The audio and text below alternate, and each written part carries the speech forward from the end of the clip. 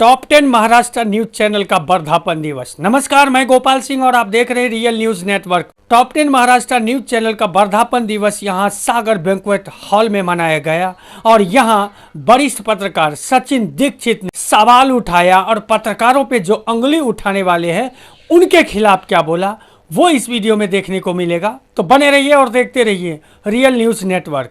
दीपक, अब कहूँ क्या तेरे दीपक एक ऐसा व्यक्ति जिसने 19 के बाद मैंने 21 या 22 में शायद थोड़ा सा मूव किया पत्रकारिता में, थोड़ा सा दिशा बदली थोड़ी सी, लेकिन एक व्यक्ति जिसने उस दिशा को पकड़ के रखा वो दीपक कोटेकर है। मुझे गर्व होता है कि चलो पत्रकारिता में अगर बेधड़क बेबाक तरीके से बोलना हो तो है मेरे साथ मेरे साथी, उसमें दीपक कोटेकर ना झुका ना चल। एक व्यक्ति और आ रहे हैं बेबाक, जिला उपाध्यक्ष प्रहार के, उनका स्वागत मैं ही कर लेता हूँ एंकर के रूप में।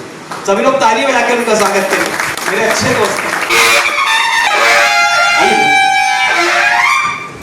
मंच पर। दीपक एंकर से कान में कह चुका है सबको बोलो कि थोड़ा थोड़ा देर बोले, और इससे पहले भी मुझे बोल चुका था। खैर, अब मैं आता हूँ विषय पर। देखिए, पत्रकारिता क्षेत्र में काम करते वक्त अत्यंत कठिनाइयों का सामना करना पड़ता है।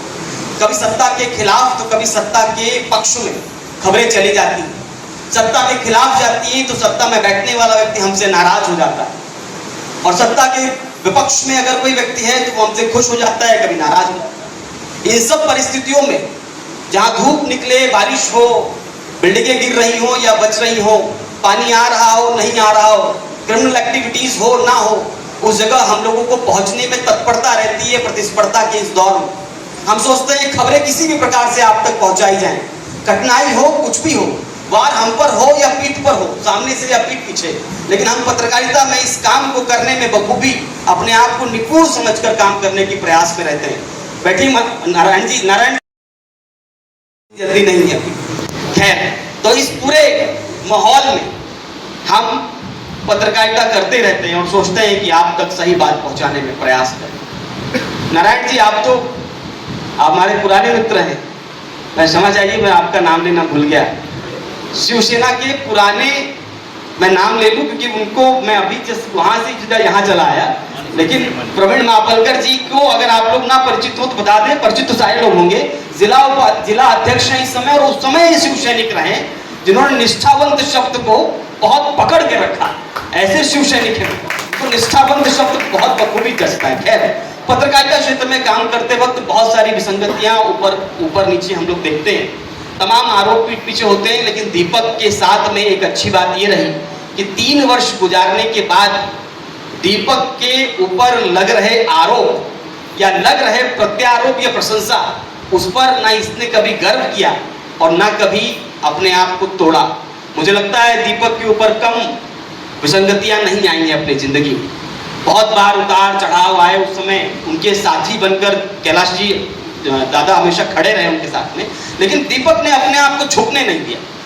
मुझे लगा है, मुझे कभी कभी कुछ खबरों पर जब मैं उस तरह से था या इस समय भी, अब तो खैर हुई, तो कभी कभी लगता है हम लोगों को कि हमारे पीछे कौन है, लेकिन लगता है दीपक जैसे लोगों को देखकर कि जब एक पत्रकार बहुत आगे तरीके से, बेबाक तरीके से बढ़ता है, तो दीपक बढ़ सकता है तो सभी बढ़ सकते हैं और सभी आगे बढ़ सकते हैं। आएगा। दीपक एक सामान्य घर का व्यक्ति है और 3 वर्ष निकाल चुका है कि यूट्यूब चैनल चलाना बहुत कठिन काम होता है। हम लोगों को कभी कभी कैमरा पर्सन नहीं मिलता है, कभी एडिटर नहीं मिलता है, कभी ऑफिस नहीं मिलता है, कभी वाईफाई नहीं मिलता है, कभी गाड़ी का पेट्रोल नहीं मिलता है, तो कभी गाड़ी के साथ पैदल ही भागना पड़ता है।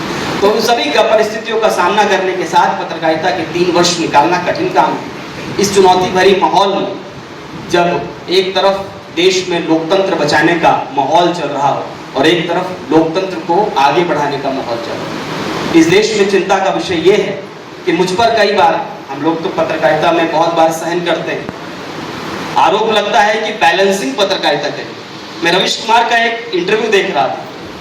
मैंने हमेशा एक बात सीखी है, सत्ता जिसकी भी हो, सवाल उससे जरूर निश्चित रूप से पूछना चाहिए कि जिंदा हम तभी रहेंगे जब सवाल पूछेंगे, और सवाल उसी से पूछेंगे जो सत्ता में है, चाहे बुरा लगे या भला, ये होना चाहिए। और जिस दिन सत्ता के आगे अगर हम नाचने लगेंगे, जिस दिन सत्ता के आगे हम झुकने लगेंगे, उस दिन समझ जाइए कि हम निश्चित रूप से कुछ गड़बड़ है। तो पत्रकारिता को जिंदा रखने के लिए जो सत्ता में आएगा उसे सवाल करेंगे और डंके की चोट पर कहेंगे। उस मंच के साथ में विवाकी से कह रहा हूँ कि जो लोग कहते हैं कि यूट्यूब चैनल के पत्रकार स्वयं घोषित हैं, हो सकता है इस वीडियो के माध्यम से रिकॉर्ड हो रहा है, मैं निश्चित रूप से इसे अपलोड करूँगा। जो एक मंच के माध्यम से कह रही थी कि कुछ यूट्यूब चैनल के लोग स्वयं घोषित पत्रकार होते हैं, तो हम बता दें कि हमने अपने 11 वर्ष की पत्रकारिता में बहुत लंबे लंबे समय की यात्राएं थी।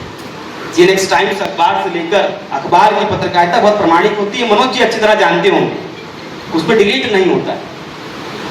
तो वहां से लेकर यहां तक की 11 से 12 वर्ष की पत्रकारिता में हमने स्वयं घोषित पत्रकारिता नहीं की है। हमें पत्रकार कहा गया, किसी ने कुछ और कहा, किसी ने कुछ और कहा। तो पत्रकार शब्द पर बहुत लोग टिप्पणी जो करते हैं उस पर याद रखें कि स्वयं घोषित नहीं है। हमने संघर्ष किया तब जाकर ये पत्रकारिता शब्द मिला और गर्व से कहता हूं कि मैं पत्रकार हूं। खैर, दीपक जी बड़ी संघर्षता के साथ में 3 वर्ष निकाला, इस वर्धापन दिवस पे बोलने का अवसर दिया।